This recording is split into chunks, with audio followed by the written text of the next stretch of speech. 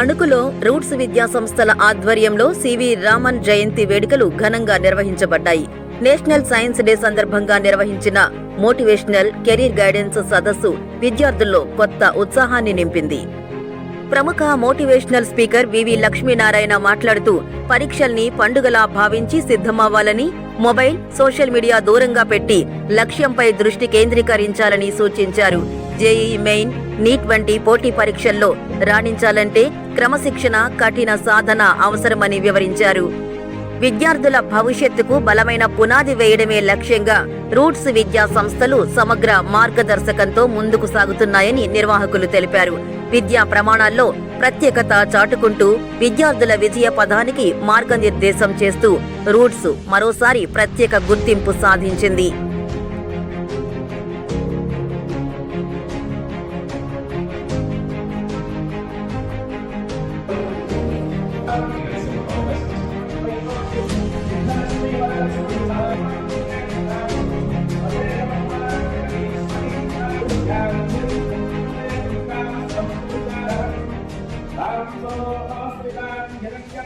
Sir C V Raman గారు భారతదేశానికి science లో నోబెల్ ప్రైజ్ తీసుకొచ్చిన మహానుభావుడు.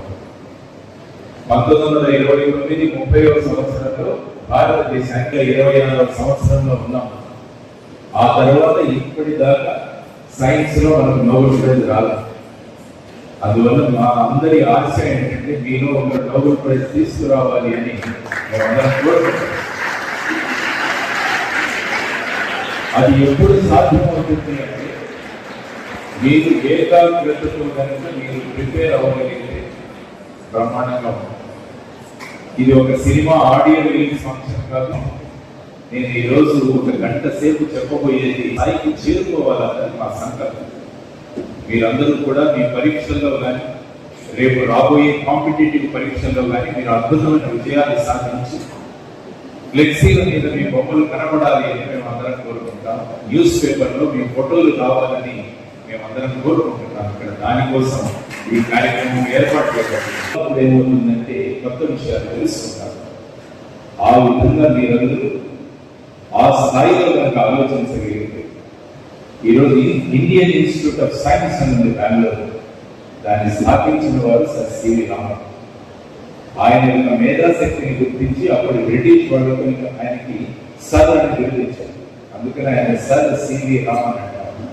కాబట్టి అటువంటి మహానుభావాన్ని గుర్తు చేసుకుంటూ మీరు కూడా ఆ స్థాయికి ఎదగాలంటే ఏం చేయాలన్న దాని గురించి నేను ఈరోజు మాట్లాడాను. ఎంతమంది పిల్లలు నోట్ బుక్ పెన్ను తెచ్చుకున్నారో ఒకసారి చాలా విషయాలు గుర్తున్నాయి. అవి ఒకదాని మీద ఒకటి చేసి అవన్నీ పక్కకెళ్ళి.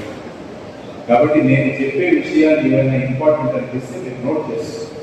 కాబట్టి నాకున్న సమయంలో మీతో చెప్పే విషయాలు నేను చెప్పే ప్రయత్నం చేస్తాను.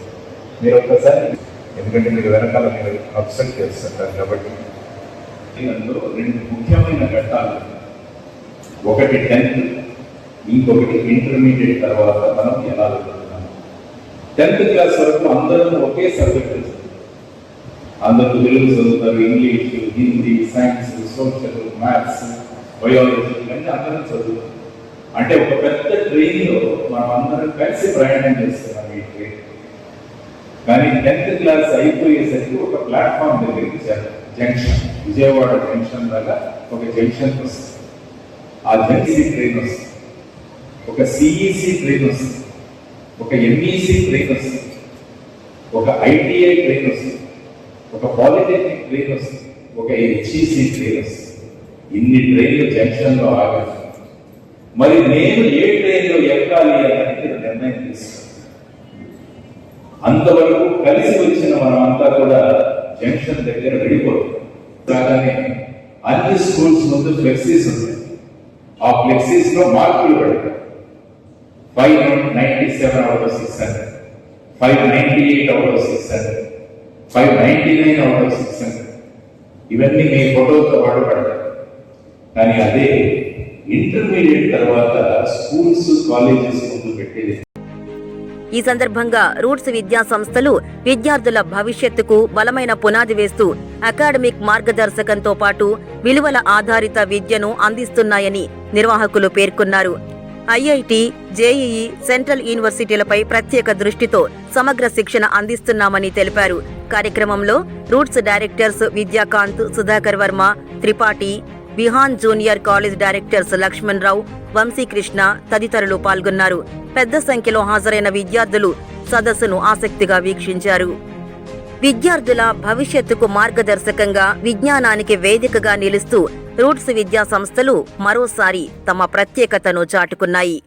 మరిన్ని వార్తా విశేషాల కోసం చూస్తూనే ఉండండి H1 news AP channel updates కోసం సబ్స్క్రైబ్ చేయండి.